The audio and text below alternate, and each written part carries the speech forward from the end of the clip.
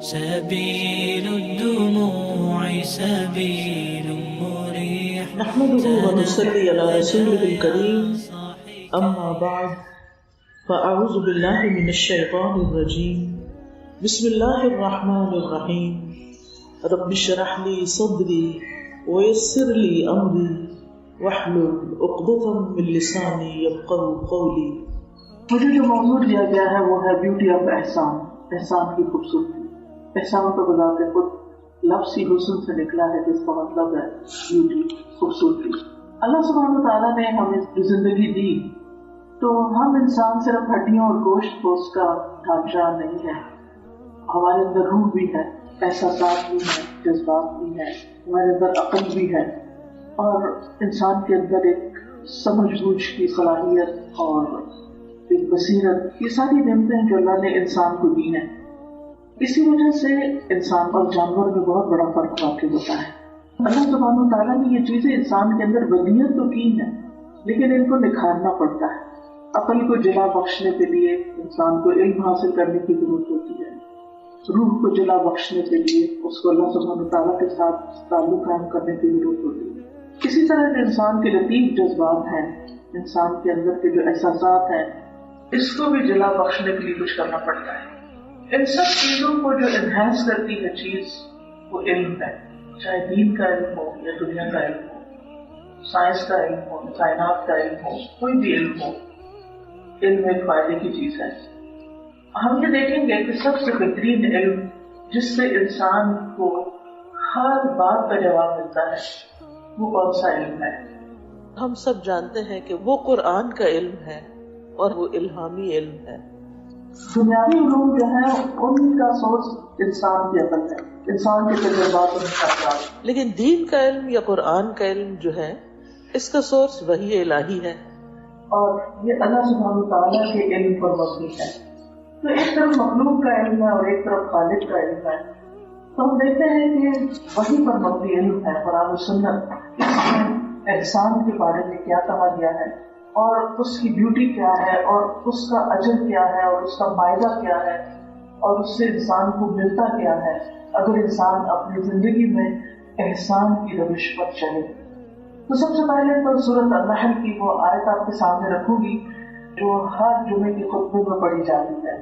ان اللہ یأمر بالعدل والإحسان وإیتاء ذی القربى وینہی عن الفحشاء والمنکر والبغی یعظکم لعلکم تذکرون۔ بے شک اللہ عدل اور احسان اور قرابت دار والے کو دینے کا حکم دیتا ہے اور بے حیائی اور برائی اور سرکشی سے منع کرتا ہے۔ وہ تمہیں نصیحت کرتا ہے تاکہ تم نصیحت حاصل کرو۔ ابن مسعود کہتے ہیں کہ قرآن میں سب سے جامع آیت یہی ہے۔ اس میں 3 بھلائیوں کا ذکر ہے کہ جن کو اختیار کرنے کا حکم دیا گیا، اور 3 برائیوں کا ذکر ہے جن سے بچنے کا حکم دیا گیا۔ جن بھلائیوں کو اختیار کرنے کا حکم دیا گیا وہ عدل ہے، احسان ہے اور رشتہ داروں کو دیتے رہنے کا حکم، اور جن برائیوں سے بچنے کا حکم دیا گیا ہے وہ ہے فحشاء، منکر اور بغی یعنی سرکشی۔ ان چیزوں سے روکا گیا ہے۔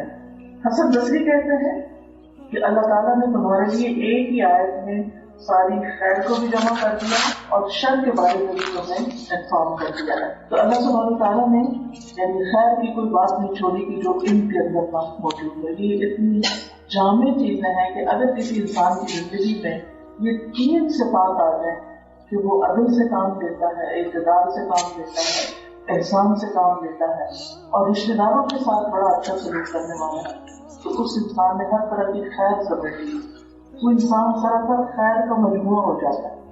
اس کے ساتھ ساتھ اگر انسان 3 چیزیں اپنی زندگی سے نکال دے، ایک بہت بے حیائی، بدتمیزی، بد اخلاقی، اور دوسرے سرکشی، بغی اور منکر یعنی جس کا عقل بھی انکار کرتی ہے اور انسانی فطرت بھی جس چیز سے انکار کرتی ہے اور شریعت بھی جس چیز سے انکار کرتی ہے، تو یہ 3 چیزیں اگر زندگی سے نکل جائیں، فحشاء نکل جائے، منکر نکل جائے اور سرکشی یعنی دوسروں کا حق پاڑنا اور دوسروں پر زیادتی کرنا، تو انسان سراسر خیر کا مجموعہ بن جائے۔ سب سے پہلی چیز عدل ہے۔ ابن عطیہ کہتے ہیں کہ عدل یہ ہے کہ ہر فرض کام پر عمل کیا جائے، یعنی انسان اپنے فرائض کو پہچانے اور ان کو پورا کرے، یہ عدل ہے. اور ہر انسان پر عدل کرنا واجب ہے، یعنی انصاف کرنا واجب ہے، کیونکہ ہر انسان اپنا فرض پورا کرے گا تو دوسرے کو اس کا حق ملے گا. مثلاً ایک استاد اپنا فرض پورا کرے گا، اپنے اسٹوڈنٹس کے ساتھ محنت کرے گا، جو اس کی ڈیوٹی لگائی گئی ہے وہ پوری کرے گا تو ہی اسٹوڈنٹس اس سے کچھ حاصل کر سکیں گے. اینڈ سو آن، چاہے کوئی آفیسر ہو، چاہے کوئی ٹیچر ہو، چاہے کوئی ڈاکٹر ہو. ایک ڈاکٹر ہے، اگر وہ اپنی ذمہ داری پوری کرے گا تو ہی ایک مریض کو صحیح فائدہ پہنچے گا. تو یہ چیز ہر انسان پر فرض ہے کہ وہ جس بھی پیشے میں ہے، جس بھی جگہ پر ہے، اس کی جو بھی ڈیوٹی ہے ٹورڈز اللہ سبحانہ وتعالیٰ، یعنی جو فرائض ہم پر عائد ہوتے ہیں، نماز، روزہ اور دیگر انسانوں کے حقوق کے بارے میں، یا پھر دنیاوی اعتبار سے ہم کسی بھی جگہ پر ہیں، کوئی بھی ہمارا پیشہ ہے، اس پہ جو بھی ہمارے فرائض ہم پر عائد ہوتے ہیں، اگر ہم وہ ادا کر دیں گے تو یہ چیز انسان کو اللہ کے ہاں سرخرو کر دے گی، یعنی اس نے دوسرے کو فائدہ پہنچایا. پھر اسی طرح عدل کا لفظ جو ہے وہ اپنے لیے بھی ہے، یعنی انسان اپنے ساتھ بھی انصاف کرے، انسان اپنے گھر والوں کے ساتھ بھی عدل کا معاملہ کرے، اور جن جن کی ذمہ داری اللہ نے ان پہ ڈالی ہے ان سب کے ساتھ عدل کرے. اور عدل کا اپوزٹ ہے ظلم، یعنی کسی کے ساتھ بھی ظلم نہ کرے. عدل کا مطلب یہاں یہ بھی ہوگا کہ ہر ایک کو اس کا حق پورا پورا دے، کسی کے ساتھ فیوریٹزم نہ ہو، کسی کا حق نہ مارا جائے کسی سفارش کی بنیاد پر یا کسی رشوت کی بنیاد پر یا کسی بھی اور وجہ سے. جو جس چیز کا حقدار ہے، کیونکہ اللہ سبحانہ تعالیٰ فرماتے ہیں ان اللہ یأمرکم ان تؤدوا الامانات الی اہلھا، اللہ تعالیٰ تمہیں حکم دیتا ہے کہ تم امانتیں ان کے اہل کے سپرد کرو، یعنی جو جس چیز کا اہل ہے وہ چیز اس کو دو. اس سے معاشرے کے اندر ایک خوشگواری پیدا ہوگی. اسی طرح اپنی ذمہ داریوں کو ادا کرنا عدل ہے، ہر صاحب حق کو اس کا حق دینا عدل ہے. پھر اس کے بعد احسان ہے. احسان جو ہے وہ عدل سے بھی بڑھ کر ہے، صرف ذمہ داریاں پوری کرنی نہیں، صرف فرض ادا کرنے نہیں، بلکہ نفل، ایکسٹرا، نفل کہتے ہیں ایکسٹرا، یعنی حق سے بڑھ کر دینا. جو جس چیز کو ڈیزرو کرتا ہے صرف اس کو اتنا ہی نہیں دینا بلکہ اس سے زیادہ اس کو دینا. اس سے تعلقات میں بھی خوبصورتی پیدا ہوتی ہے، اس سے انسان کے کردار میں بھی خوبصورتی پیدا ہوتی ہے. آپ دیکھیے کہ اگر ایک شخص کی ڈیوٹی ہے آورزہ اس کے وہ اچھے کرتے لیکن کام ختم نہیں ہوا اور وہ بغیر احسان جتائے another ایکسٹرا آور کام کر کے خوشی خوشی روانہ ہو جاتا ہے. وہ آپ سے کچھ مانگ نہیں رہا، آپ کا شکریہ بھی ڈیمانڈ نہیں کر رہا. اس کے اس خاموش عمل سے آپ کے دل میں اس کی کتنی قدر پیدا ہو جائے گی، اس کے لیے آپ کے دل میں کیسی محبت اور کیسی رسپیکٹ ہوگی کہ کتنا عظیم انسان ہے جو بغیر کسی لالچ کے اور بغیر کسی وجہ کے یہ اپنا فرض جو ہے وہ بھی پورا کر رہا ہے اور اس کے ساتھ ساتھ مزید بھی کر رہا ہے. اور سب سے بڑی بات یہ ہے کہ ایسے سلوک کرنے والوں کے لیے اللہ تعالیٰ فرماتے ہیں ان اللہ یحب المحسنین، اللہ سبحانہ تعالیٰ محسنین سے محبت کرتا ہے. اور جس کو اللہ تعالیٰ کی محبت حاصل ہو جائے پھر اس کی زندگی میں کیا رہ جاتا ہے. تیسری چیز جس کا حکم یہاں دیا ہے وہ رشتے داروں کو دینے کا، اور دینے سے مراد یہاں سے رہنے ہے، یعنی ان کے ساتھ تعلق برقرار رکھنے کا. ایک اور جگہ پر بھی آتا ہے وآت ذی القربی حقہ، رشتے دار کو اس کا حق دو. عام طور پر جو بدگمانیاں یا تعلقات کی خرابی دیکھی جاتی ہے وہ رشتے داروں میں ہی ہوتی ہے. بعض اوقات جیلسیز بھی ہوتی ہیں لیکن بعض اوقات زیادتیاں بھی ہوتی ہیں، بعض اوقات فیوریٹزم بھی ہوتا ہے. اور دیکھیے کہ بہت سے لوگوں کو دینا ہوتا ہے انسان کو، جیسے کہ دوسری آیت میں آتا ہے مسکین کو بھی دو، یتیم کو بھی دو، مسافر کو بھی دو. لیکن یہاں اللہ سبحانہ تعالیٰ نے خاص طور پر رشتے دار کو دینے کا حکم دیا ہے، اس لیے کہ رشتے دار عموماً انسان کو پذیراتے دیتے ہیں.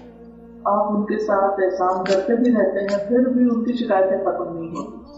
ایسے میں ان کے ساتھ احسان کرنا بڑا مشکل ہو جاتا ہے. جب آپ باہر کسی کو کچھ دیتے ہیں تو وہ آپ کے آگے جھکے گا، وہ آپ شکریہ بھی ادا کرے گا، وہ آپ کو لوٹانے کی بھی کوشش کرے گا. لیکن جب آپ رشتے دار کو کچھ دیتے ہیں تو وہ سمجھتے ہیں یہ تو ہمارا حق ہے، یہ تو ان کو کرنا ہی چاہیے، کیونکہ ان کو تو اللہ نے بہت دیا ہے، اگر کر رہا ہے تو کون سی بڑی بات ہے. کسی کے پاس ہے یا نہیں ہے یہ کرائٹیریا نہیں ہے. اگر کوئی آپ کے ساتھ کر رہا ہے تو اس کو اکنالج کرنا آپ کا بھی فرض بنتا ہے. لیکن انسان ایسی چیزوں سے دکھی بھی بہت ہوتا ہے کہ جب آپ کسی کے ساتھ بے لوس ہو کے بہت کچھ کرتے ہیں اور پھر بھی وہ آپ کی برائی کہیں نہ کہیں کسی نہ کسی وجہ سے کرنا چھوڑتا نہیں، اور پھر انسان سوچتا آج کے بعد تو بس. لیکن پھر اللہ تعالیٰ کا حکم آتا ہے کہ نہیں دو، تمہارا فرض بنتا ہے. اگر تم دینے کی پوزیشن تو اللہ کا فضل ہے تم پر، اس کا شکر ادا کرتے ہوئے تم دوسروں کے ساتھ احسان کرتے رہو. پھر اس کے بعد آپ دیکھیں کہ انسان کو کیا ملتا ہے رشتے داری نبھانے سے اور رشتے داروں کو دینے سے. ابن عمر کہتے ہیں جو شخص اپنے رب کا تقوی اختیار کرتا ہے، صلہ رحمی کرتا ہے، اس کی موت میں تاخیر کر دی جاتی ہے، اس کو لمبی عمر دی جاتی ہے، اس کے مال میں اضافہ کر دیا جاتا ہے اور اس کے گھر والے اس سے محبت کرنے لگتے ہیں. یعنی ایک وقت لگتا ہے پھر آہستہ آہستہ آہستہ آہستہ جب اعتماد بحال ہوتا ہے تو وہی لوگ جو آپ سے کھچے کھچے تھے، دور تھے، وہ آپ کی محبت کو محسوس کرنے لگتے ہیں. نتیجتاً تعلقات اچھے ہو جاتے ہیں. تین چیزیں جیسے روکا گیا وہ ینہا عن الفحشاء، فحش کھلی برائی کو کہتے ہیں. بیسیکلی ایک تو لفظ فحاشی کے معنی میں استعمال ہوتا ہے تو صرف ایک میننگ ہے اس کا. فحش کھلی برائی، وہ برائی جو سامنے نظر آ رہی ہے، جیسے والدین کی نافرمانی ہے، والدین کے ساتھ بدتمیزی ہے، رشتے داری کو توڑنا، برا بلا کہنا، گالی گلوچ کرنا، بدکاری کے جتنے بھی کام ہیں وہ سب فحش میں آتے ہیں. محرم عورتوں سے نکاح کر لینا. اس کے علاوہ بھی وہ چیزیں جن کو عرف عام میں فحاشی کہا گیا ہے، یعنی سطر کا خیال نہ رکھنا اور زنا وغیرہ، وہ بھی اس میں آتے ہیں. قرآن مجید میں آتا ہے قل انما حرم ربی الفواحش ما ظہر منها وما بطن، کہہ دیجیے مجھے رب نے تو بے حیائی کے سارے کاموں کو حرام کیا ہے جو ظاہر میں یا چھپے ہوئے ہیں. سب کے سامنے بھی انسان کسی کے ساتھ زبان درازی نہ کرے اور چپ بھی نہ کرے. مومن فحش گو نہیں ہوتا. رسول اللہ صلی اللہ علیہ وسلم نے فرمایا مومن نہ تو تانے دینے والا ہوتا ہے، نہ لعنت کرنے والا، اور نہ فحش کلامی کرنے والا، گالی گلوچ کرنے والا. یہ مومن کی ڈکشنری میں نہیں ہوتی یہ چیزیں. وہ جس کے ساتھ بھی بات کرتا ہے، خواہ وہ اس سے خوش ہے یا ناراض ہے، وہ احسان کے درجے میں اپنے الفاظ کو نپا تلا رکھتا ہے، وہ اپنی زبان پہ کنٹرول رکھتا ہے اور اپنی طرف سے اچھائی بولتا ہے. کیونکہ اللہ تعالیٰ نے فرمایا وقولوا للناس حسنا، لوگوں کے ساتھ خوبصورت انداز میں بات کرے، اچھی طرح بات کرے.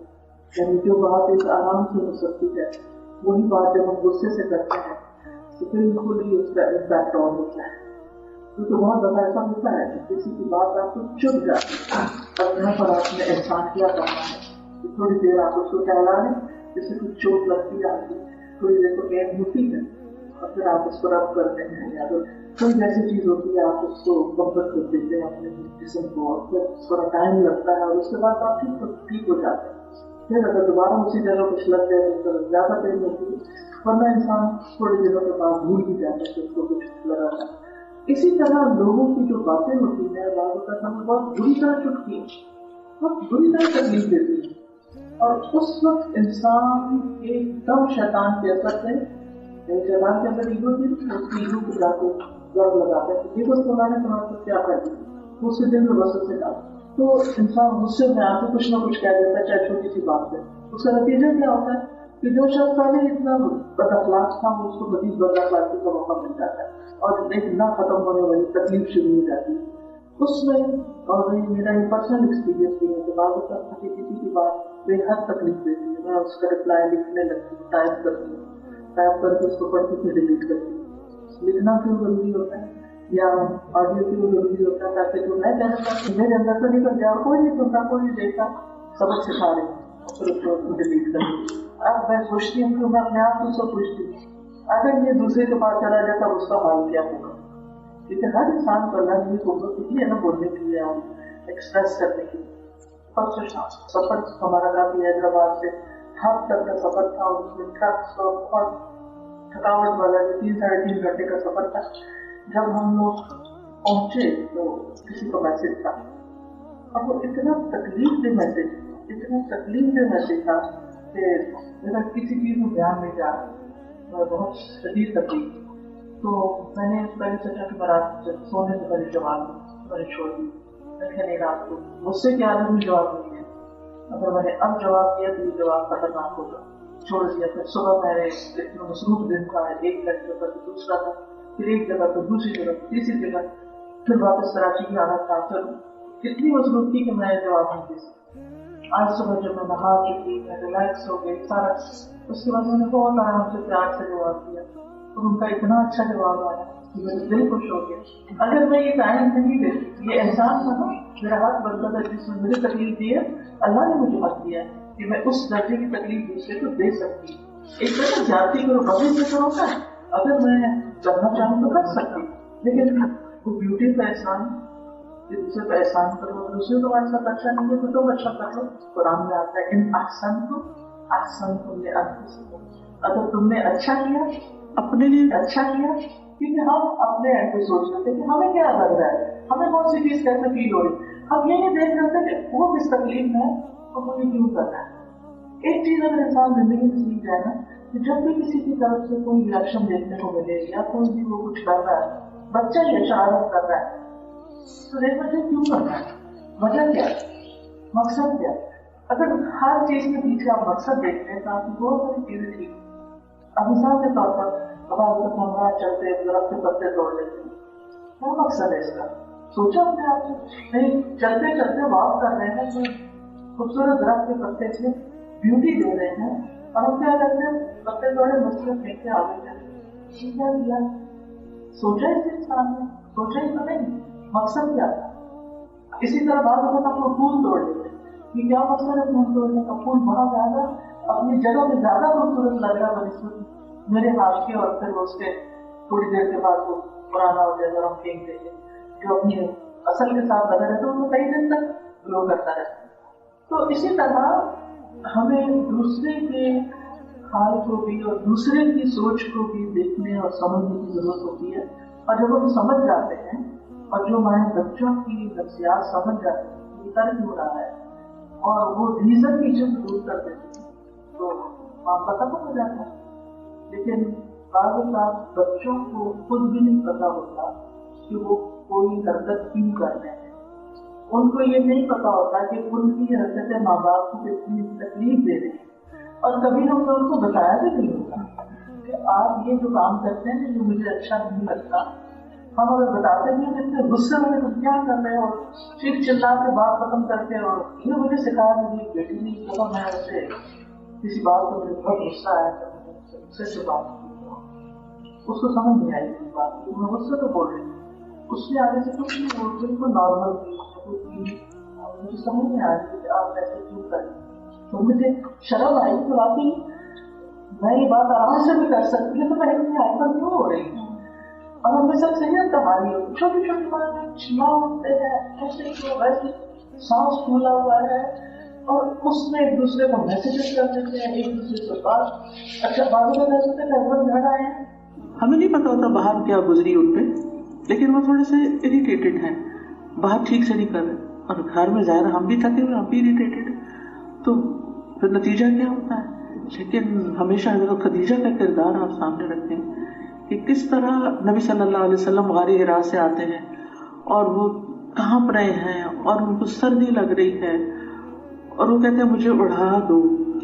اگر ہم جیسا ہوتا نا تو پہلے تو کہتا کہ تم بتاؤ تم نے کیا کیا, تمہارے ساتھ یہ ہوا کیا, اب یہ بتاؤ. وہ اس کنڈیشن میں نہیں ہے کہ وہ ہمیں بتائے, لیکن وہ کتنی انڈرسٹینڈ کرتی ہیں اور آپ کو کمفرٹ کرتی ہیں, اور پھر اس کے بعد پوچھتی ہیں, اور پھر سمجھ جاتی ہیں کہ یہ تو کچھ اور ہی سلسلہ ہے, اور کتنے رائٹ پرسن کے پاس لے جاتی ہیں, ورقہ بن نوفل کے پاس, اور پھر کتنی تعریف کرتی ہیں نبی صلی اللہ علیہ وسلم کی کہ آپ تو ضرورت مندوں کی مدد کرتے ہیں, آپ جن کے پاس کچھ نہیں ان کو کما کے ان کے اوپر خرچ کرتے ہیں, آپ مہمان نواز ہیں, آپ ایسے ہیں, آپ ایسے. یعنی جو کوالٹی اس وقت کو ان کی بیان کر رہی ہیں, یعنی ساری اچھی اچھی خوبیاں ان کے سامنے ذکر کر رہی ہیں تاکہ ان کو ایک اعتماد ملے, ایک حوصلہ ملے. بعض اوقات ایسا ہوتا ہے نا کہ باہر آفس میں کسی نے کوئی زیادتی کر دی, ناانصافی کر دی, کئی چیزیں ہوتی ہیں. تو اللہ تعالیٰ نے شادی کا رشتہ یا بیوی کا رشتہ رکھا ہی اس لیے ہے کہ وہ دوسرے کو کمفرٹ دے, اور جو بیویاں یہ راز سمجھ جاتی ہیں نا کہ شوہر کی اریٹیبلٹی میں مجھے اریٹیٹڈ نہیں ہونا بلکہ مجھے کمفرٹ کرنا ہے، تو آپ دیکھیں گے کہ وہ کیفیت دور ہو جائے گی اور لائف نارمل ہو جائے گی۔ تو احسان کی خوبصورتی یہی ہے، احسان ہے یہ کہ انسان اپنے جذبات کو کنٹرول کرے اور دوسرے کی بات کو سمجھنے کی کوشش کرے اور پھر اس کے ساتھ وہ بات کرے جو اس کو فائدہ دے، اس وقت اپنے آپ کو نہ لے کے بیٹھ جائے۔ ہماری اکثر عادت یہ ہوتی ہے کہ کوئی ہمیں سنا رہا ہوتا ہے اپنی کہانی کے فلاں جگہ ہمارا ایکسیڈنٹ ہو گیا، اچھا اس کی آدھی بات سنتے ہیں آدھی نہیں، اپنے کسی ایکسیڈنٹ کی کہانی شروع کر دیتے۔ اگر وہ نہ سنے تو وہ ساتھ بیٹھا ہو اس کو ساتھ سنانا شروع کر دیتا۔ مجھے کبھی اس بات کی سمجھ نہیں آئی کہ آخر اتنا حوصلہ بھی نہیں کہ اگر کسی نے اپنے دل کا کوئی دکھ سنانا چاہے تو اس کی پوری بات تو سن لیں۔ تو کسی کا دکھ سننا یہ بھی احسان کے درجے میں آتا ہے۔ آپ چاہیں تو آپ سٹاپ کر سکتے کہ مجھے نہیں یہ کہانی سناؤ، میری طبیعت برگراں گزرتی، لیکن آپ جب اپنے اندر کی تکلیف کو کنٹرول کر کے اور آپ کا دل نہیں بھی چاہ رہا ہوتا پھر بھی آپ اچھے طریقے سے بات کر لیتے ہیں، تو یہی احسان ہے اور اس سے زندگی میں خوبصورتی آتی۔ تیسری چیز جس سے منع کیا کہ وہ بغی ہے، یعنی لوگوں کی جان مال اور عزت پر ظلم کرنا، اللہ تعالیٰ نے اس سے بھی روکا ہے۔ اور نہ یہ کہ صرف کسی انسان کے بلکہ چیونٹی سے لے کے ہاتھی تک کسی بھی جانور کے ساتھ زیادتی کرنا، پودوں کو بلا وجہ نقصان دینا، کسی کی پراپرٹی کو نقصان دینا۔ آج ہی میں پڑھا رہی تھی امام بخاری کے بارے میں، بہت زبردست تیر انداز، انہوں نے حدیث پڑھی تھی تیر اندازی کی فضیلت کے اوپر، تو باقاعدہ تیر اندازی سیکھی، تو تیر چلایا انہوں نے، تو ایک نہر کا جو پل تھا اس کے جو پلر تھا اس کو جا کے تیر لگا اور اس کو نقصان ہو گیا۔ تو انہوں نے پتہ کرایا کہ کس کا ہے، یہ مالک کو ڈھونڈا اور اس تک میسج بھیجا کے دیکھو اس کی جو نقصان ہوا ہے اس کی قیمت لے لو اور مجھے معاف کر دو۔ لیکن وہ جو مالک تھا اس نے کہا میری ساری ملکیت آپ پہ قربان، میں جاؤ، جو بیچ میں میسج لے کے جا رہا تھا شخص، جاؤ ان کو بتا دو کہ میں نے تمہیں معاف کیا، میں نے آپ کو معاف کر دیا ہے۔ تو بات یہ ہے کہ یہ احسان ہے کہ تھوڑا سا نقصان پہنچا اور اس کو انہوں نے درست بھی کر دیا، لیکن مالک کو بتایا اور پھر مالک کو آفر کی کہ ہم اس کو ریپلیس کر دیتے ہیں یا جتنا نقصان اس کی قیمت دے دیتے ہیں، اور معافی بھی مانگتے ہیں کہ ہم سے غلطی، حالانکہ غلطی نہیں، جان بوجھ کے نہیں کیا تھا، بس ہو گیا تھا۔ تو بہت دفعہ ہو جاتی ہیں ایسی چیزیں، تو ایسے میں انسان چھپنے کی بجائے اور ادھر ادھر غلط بیانی کرنے کی وجہ سامنے آ جائے کہ ہاں مجھ سے یہ ہوا ہے، میرے ساتھ جو کرنا چاہتے ہو کر لو، تو آگے سے معاملات درست ہو جائیں۔ تو کسی کا بھی کوئی جان مال عزت، کسی کے پراپرٹی کو، کسی بھی چیز کو نقصان دیا ہو تو انسان اس کو بھر دے، بات ختم ہو جائے۔ فرمایا یعظکم لعلکم تذکرون، اللہ تعالیٰ تمہیں نصیحت کرتا ہے تاکہ تم نصیحت حاصل کرو، یعنی اپنی کتاب میں تمہیں جس چیز کا حکم دیتا ہے اس کو لے لو اور جس چیز سے روکتا ہے اس سے رک جاؤ تاکہ تمہیں کو فائدہ پہنچے۔ تو چونکہ باتیں تو چھ ہیں لیکن اس میں سے ہم احسان کے موضوع پہ تھوڑی سی بات اور کریں گے۔ احسان ہوتا ہے کسی کو اس کے حق سے زیادہ دینا یا برائی کے بدلے میں بھلائی کرنا، یعنی کسی نے آپ سے اچھا نہیں کیا، آپ اس سے اچھا کر رہے ہیں۔ اور احسان کا اصطلاحی معنی جب ایمان، اسلام اور احسان کا لفظ استعمال ہوتا ہے، جیسے حدیث جبریل میں ہے کہ انہوں نے 3 سوال کیے نبی صلی اللہ علیہ وسلم سے کہ اسلام کیا ہے، ایمان کیا ہے اور احسان کیا ہے۔ 3 ٹرمز بھی ہیں ہمارے دین میں، اسلام ہے توحید، نماز، روزہ، حج، زکوٰۃ، ایمان ہے آمنت باللہ و ملائکتہ و کتبہ و رسلہ والیوم الآخر والقدر خیرہ و شرہ والبعث بعد الموت۔ تو یہ ایمان کے پلرز ہیں۔ تو وہاں انہوں نے یہ بھی سوال کیا تھا کہ مل احسان، احسان کیا ہوتا ہے؟ تو اگر ایمان اسلام کے ساتھ احسان کا ذکر ہو، اس کا مطلب یہ ہے کہ انسان اپنے ہر کام میں اللہ تعالیٰ کی نگرانی کو محسوس کرے کہ وہ دیکھ رہا ہے، یعنی ہر چیز اس کے لیے کرے اور ہر چیز اس کی نگرانی کو محسوس کرے۔ آپ نے دیکھا ہوگا کہ یہ انسان کی ویکنس ہے کہ جب کوئی اس کو دیکھ رہا ہوتا ہے تو وہ اور طرح عمل کرتا ہے، اور جب کوئی اس کو نہیں دیکھ رہا ہوتا، گھر کی میڈس کو ہی آپ دیکھیں، آپ ان کو کوئی کام دیتے ہیں، اگر آپ سر پہ کھڑے ہیں تو وہ کام اور طرح ہوگا، اور اگر آپ سر پہ نہیں کھڑے تو کام اور طرح ہوگا۔ تو اسی کانسیپٹ کو آپ لیں کہ جب انسان کے اندر یہ یقین ہو جاتا ہے کہ میرا رب مجھے دیکھ رہا ہے تو اس کا طریقہ بالکل اور ہے، اس میں احسان پیدا، اس میں خوبصورتی آ جائے۔ اور جب انسان کو یہ ہو کہ بس میں کر رہا ہوں اور یہ لوگ دیکھ رہے ہیں لوگوں کے لیے، تو پھر وہ خوبصورتی نہیں آتی. کسی بھی کام کی بہترین ہونے کی علامت یہ ہے کہ انسان اس کو صرف اللہ کے لیے کرے، یعنی اس کی نیت میں یہ ہو کہ اس کا اجر، اس کا ریوارڈ، اس کا فائدہ مجھے وہاں سے چاہیے، کیونکہ اس سے زیادہ تو کوئی دے نہیں سکتا. آپ کو یاد ہے کہ جب مدینہ میں ایک دفعہ قحط پڑا تھا تو حضرت عثمان کے اونٹ آئے تھے وہاں غلے کے. لوگوں کی عادت یہ تھی کہ مدینہ سے باہر جا کے پہلے ہی آنے والے جو قافلے ہوتے تھے ان سے بھاؤ تاؤ کر لیتے. انہوں نے جا کے ان کو آفر کی کہ آپ ہمیں اتنے کا دے دیں. نہیں، مجھے اس سے زیادہ ملتا ہے. کہا اتنے کا ہمیں دے دیں. کہا اس سے بھی زیادہ ملتا ہے. کہا اس سے زیادہ تو کوئی دے ہی نہیں سکتا. انہوں نے سارا غلہ تقسیم کر دیتا ہے. میں نے اللہ سے ٹریڈ کی کہ اللہ تعالیٰ سب سے زیادہ دے سکتا ہے. تو جب انسان کوئی کام اللہ کے لیے کرتا ہے تو اس وقت اس کے اندر خوبصورتی کرتا ہے. یعنی احسان کی بنیاد کیا ہے؟ اعمال میں احسان کی بنیاد اللہ کا تقویٰ، اللہ کی نگرانی کا احساس.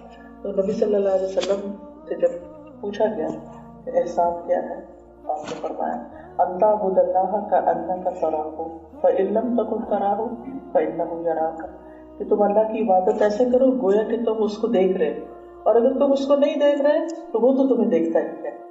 جس کام میں بھی، مثلاً آپ نماز کے لیے کھڑے، اس وقت آپ کو یہ احساس ہوگا کہ میں اللہ کی نگاہ میں اور اللہ کی ملاقات کے لیے حاضر ہوں، آپ کی نماز کچھ اور ہی ہو جائے. قرآن پڑھتے ہوئے جیسے علامہ اقبال نے کہا تھا کہ اس طرح پڑھو جیسے تم اللہ تعالیٰ کو سنا رہے ہو. تو جب انسان یہ سوچے کہ اللہ تعالیٰ میرا قرآن سن رہا ہے تو آپ دیکھیں کہ خوبصورتی کچھ اور ہی ہو جائے گی انسان کے اندر. تو اس احساس کا ہونا جو ہے یہ بہت ضروری ہے.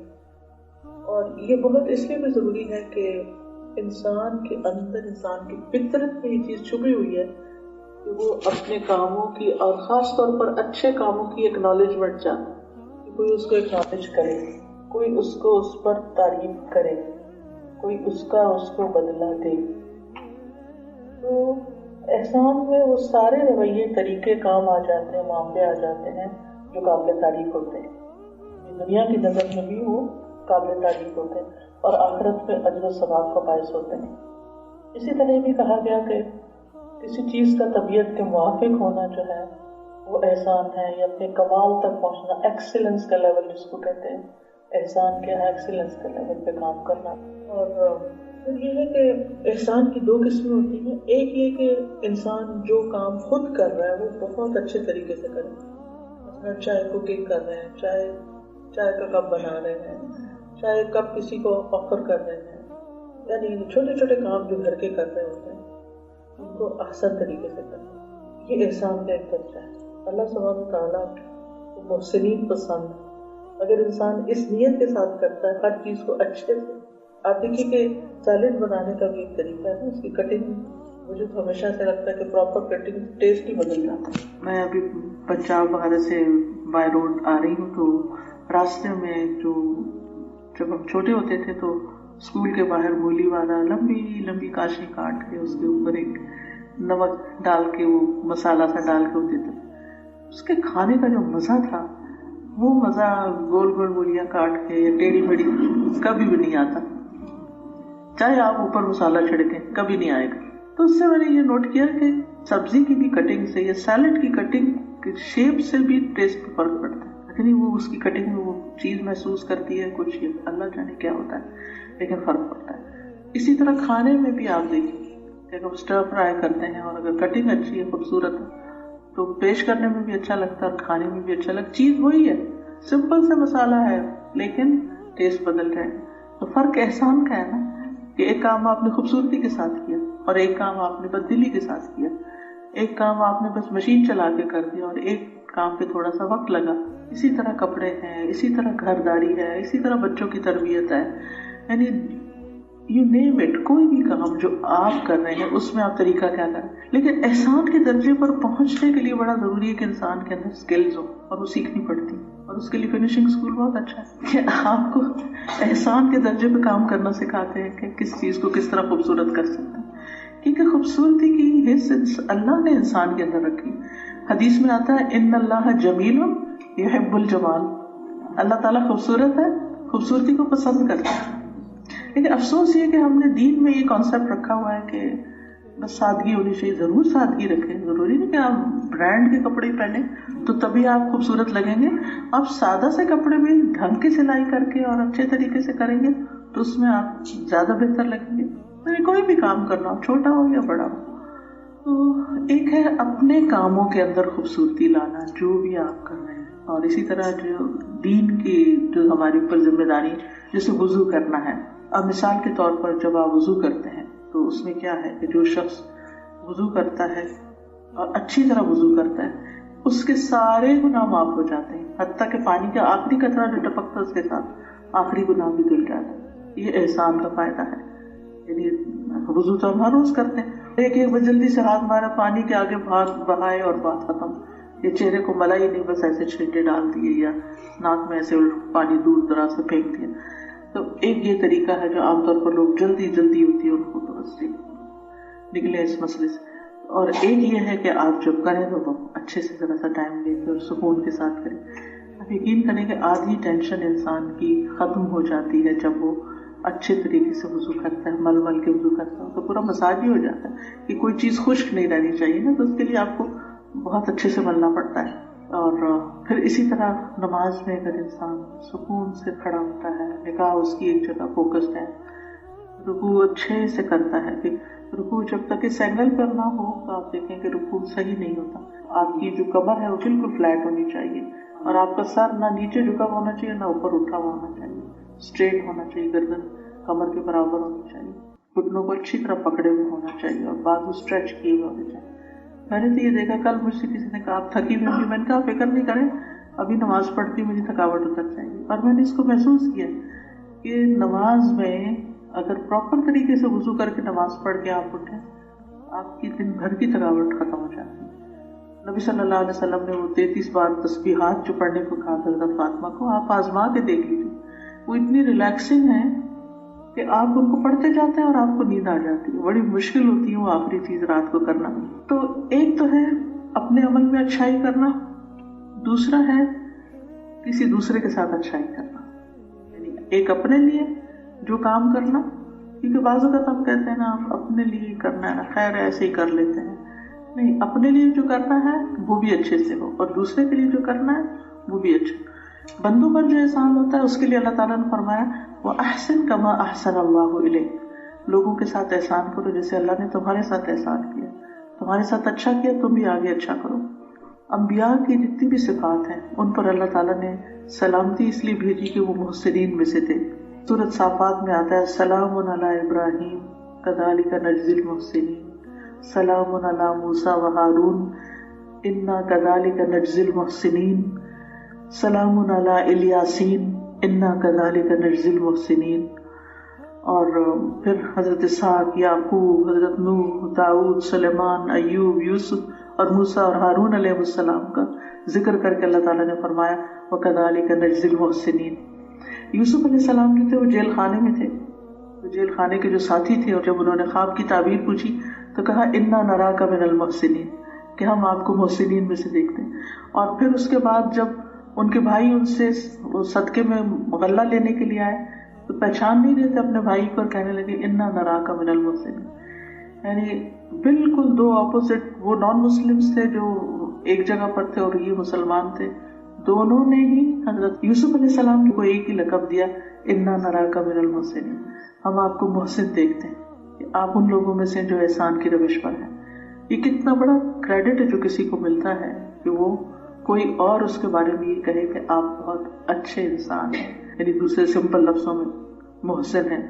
اور ہمیں حکم بھی دیا گیا وَأَحْسِنُوا إِنَّ اللَّهَ يُحِبُّ الْمُحْسِنِينَ, احسان کرو کیونکہ اللہ تعالیٰ محسنین سے محبت کرتا ہے. رسول اللہ صلی اللہ علیہ وسلم نے فرمایا بے شک اللہ تعالیٰ محسن ہے, پس تم سب احسان کیا کرو. اور پھر اسی طرح زندگی ہماری ایک امتحان ہے, تو ہمیں حکم دیا گیا کہ اس میں دیکھا یہ جا رہا ہے کہ ایکم احسن عملا, کہ تم میں سے کون احسن عمل کر رہا ہے. یعنی ہر لمحہ ہمارے عمل کو دیکھا جا رہا ہے کہ اس میں کتنی خوبصورتی ہے. پھر اسی طرح ومن احسن دینا ممن اسلم وجہہ للہ وہو محسن واتبع ملت ابراہیم حنیفا واتخذ اللہ ابراہیم خلیلا. دین کے لحاظ سے اس سے بہتر کون ہے جس نے اپنا چہرہ اللہ کے لیے تابع کر دیا جبکہ وہ محسن ہو, یعنی اللہ کے آگے جھک جانا بھی احسان کے درجے میں ہونا چاہیے. اور اس نے ملت ابراہیم کی پیروی کی جو یکسو تھے، اور اللہ نے ابراہیم کو اپنا خاص دوست بنا لیا ان کی اسی اچھی صفت کی وجہ سے. نبی صلی اللہ علیہ وسلم نے فرمایا تم میں سے سب سے بہتر لوگ وہ ہیں جن کی عمر طویل ہو اور وہ تم میں احسن عمل کرنے والے ہوں، خوبصورت کام کرنے والے ہوں. ایک شخص آیا نبی صلی اللہ علیہ وسلم کے پاس اور پوچھنے لگا مجھے کوئی ایسا کام بتائیے کہ میں جنت میں چلا جاؤں. تو آپ نے فرمایا محسن بن جاؤ. یعنی کہ جنت چاہیے، جنت تو بڑی خوبصورت جگہ ہے، اگر وہ چاہیے تو پھر احسان کرو.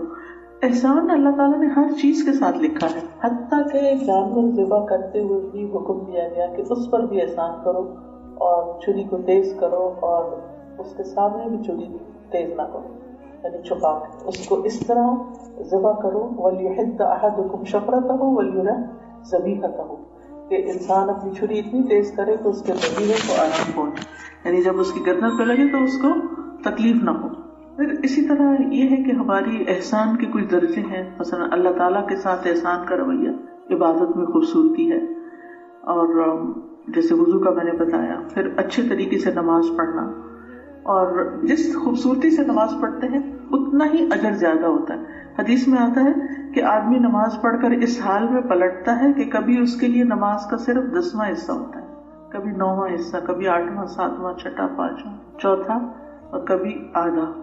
یعنی جیسی نماز ہوگی ویسا ہی اجر ہوگا. اسی طرح زکوٰۃ اور صدقات میں احسان کیا ہے کہ انسان وہ چیز کسی کو نہ دے جو خود کو پسند نہیں.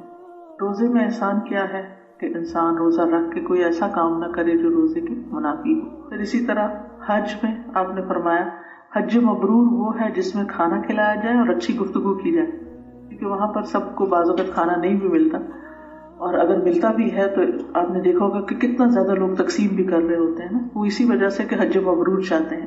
اور دوسری چیز یہ کہ اچھی گفتگو جو ساتھ آپ کے بیٹھا ہے نماز میں یا مسجد میں یا مزدلفہ یا عرفہ وغیرہ میں، ہر طرح کے لوگ آپ کو ملتے ہیں، ہر نیشنلٹی کے ملتے ہیں. تو جو بھی ہو، نون پیپل ہو یا ان نون ہو، سب کے ساتھ انسان اچھے سے بات کرے. اور اللہ سبحانہ وتعالیٰ کے ساتھ احسان میں سب سے بہترین احسان یہ کہ انسان اپنا گمان اللہ کے لیے اچھا رکھے. یعنی اللہ سبحانہ وتعالیٰ کے بارے میں جب سوچے اچھے انداز میں سوچے. اگر کوئی چیز زندگی میں تکلیف دہ پیش بھی آ گئی تو اللہ تعالیٰ کو بلیم نہ کرے، کیونکہ اللہ تعالیٰ کے کسی فیصلے میں بھی کوئی خرابی نہیں. انسانوں میں سے احسان کے سب سے زیادہ مستحق ہمارے والدین ہیں، وبالوالدین احسانا.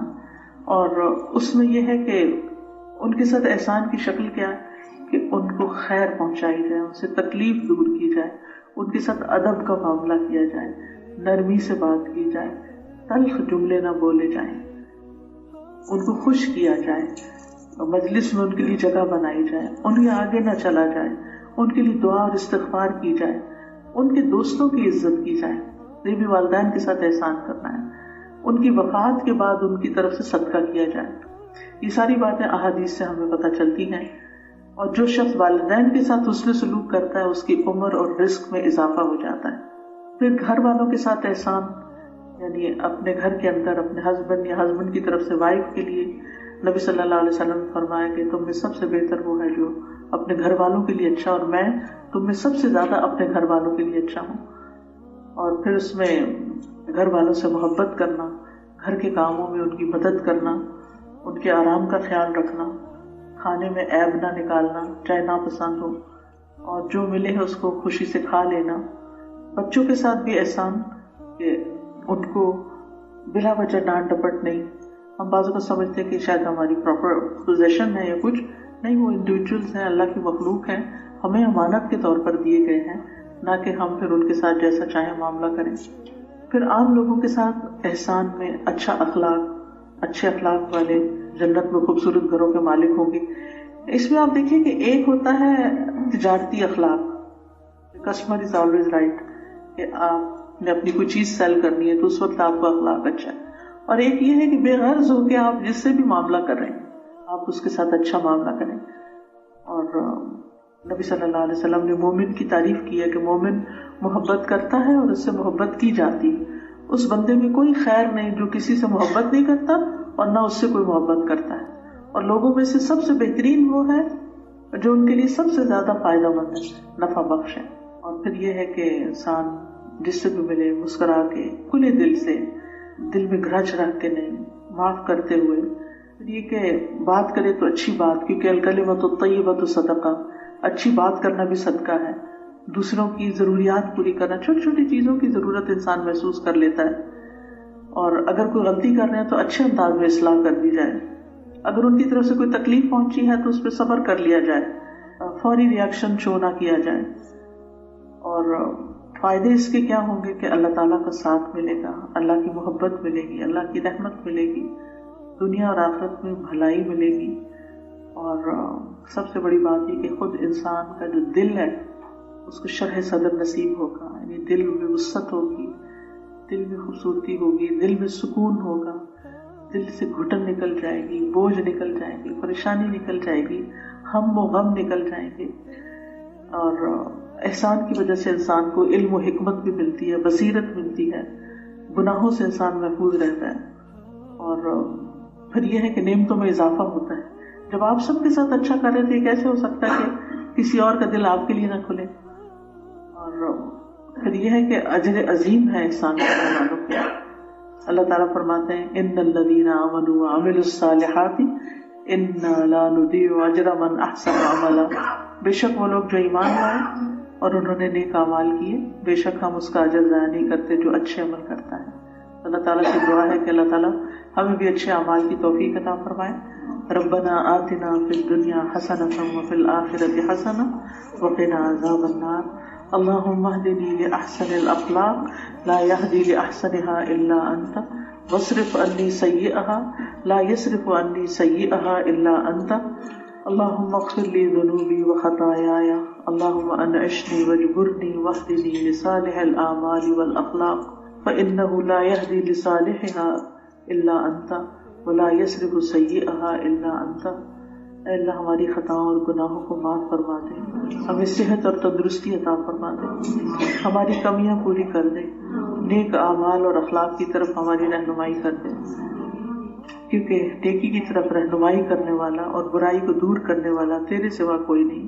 یا رب اللہم انی اعوذ بک من منکرات الاخلاق والاعمال والاہواء. اے اللہ ہم تجھ سے برے اخلاق، برے اعمال اور بری خواہشات سے پناہ مانگتے ہیں. اللہم احسنت خلقی فاحسن خلقی. اے اللہ تو نے ہماری صورت اچھی بنائی ہے، ہماری سیرت کو بھی بہت اچھا کر دے. اللہم انی اسألک ان تبارک فی نفسی وفی سمعی وفی بصری وفی روحی وفی خلقی وفی خلقی وفی اہلی وفی محیایا وفی مماتی وفی عملی فتقبل حسناتی واسألک الدرجات العلی من الجنہ. اے اللہ ہم تجھ سے سوال کرتے ہیں کہ تو ہمارے نفس میں، سماعت میں، بصارت میں، روح میں، تخلیق میں، اخلاق میں، اہل و عیال میں، زندگی میں، موت میں اور تمام اعمال میں برکت پیدا فرما، ہماری نیکیاں قبول فرما. اے اللہ ہم سب تجھ سے جنت کے اعلیٰ درجوں کا سوال کرتے ہیں. اے اللہ جو کوشش یہاں یہ سب کر رہے ہیں، اللہ تعالیٰ اس کوشش کو قبول فرما اور بہترین راہ سجھا اور ہمیں اپنی محبت عطا فرما اور ہمیں محسنین میں شامل فرما. ربنا تقبل منا انك انت السميع العليم وتب علينا انك انت التواب الرحيم. وصلی اللہ تعالی علی خیر خلقہ محمد وعلی آلہ واصحابہ اجمعین برحمتک یا ارحم الراحمین. بہت دفعہ میں خود بھی سوچتی ہوں کئی دفعہ، لیکن جب میں پڑھتی ہوں تو اس میں ہوتا ہے کہ نہیں، جو اپنی زندگی میں کر گئے وہ ان کے لیے جیسے صدقہ جاریہ وہ سب کچھ ان کے لیے ہوتا ہے، تو ہم بعد میں کس طرح سے کیا صدقات کے ذریعے ان کا اجر بڑھا سکتے ہیں؟ اس کی چھوٹی سی پرسنل اگزامپل سے بتا سکتی ہوں کہ جیسے میری والدہ روزانہ صدقہ کیا کرتی تھی. وہ الحمدللہ لاسٹ ڈے تک اپنے الہدا کی اسٹوڈنٹ رہی اور روزانہ آتی تھی. She was 78. تو آتے ہی پہلا ان کا کام یہ ہوتا تھا کہ گیٹ سینٹر ہوتی تھی اور ڈونیشن باکس کے پاس جاتی تھی اور صدقہ کرتی تھی. تو جو ہی ان کی ڈیتھ ہوئی تو پھر ہم نے وہ سلسلہ بند نہیں کیا، الحمدللہ اسی طرح اس کو جاری رکھا. تو اس کو جاریہ کا مطلب یہ ہے کہ جو نیکی وہ کرتے تھے اور جس طرح کی کرتے تھے اور جو ہمارے لیے افورڈیبل ہے وہ ہم کرتے رہے. تو الحمدللہ میں ہوں یا نہ ہوں، میں نے ڈیوٹی لگائی ہوئی ہے کہ روزانہ اتنا ان کے لیے کیا جائے گا. دوسری ایک اور چیز یہ تھی کہ وہ اپنے رشتہ داروں کا بہت خیال رکھتی تھی. تو اکثر یہ ہوتا تھا کہ جب میں آتی تھی باہر سے تو مجھے کہتی تھی جو فلاں کی شادی ہے، فلاں کا یہ مسئلہ ہے. سبيل الدموع سبيل مريح تنهدى يا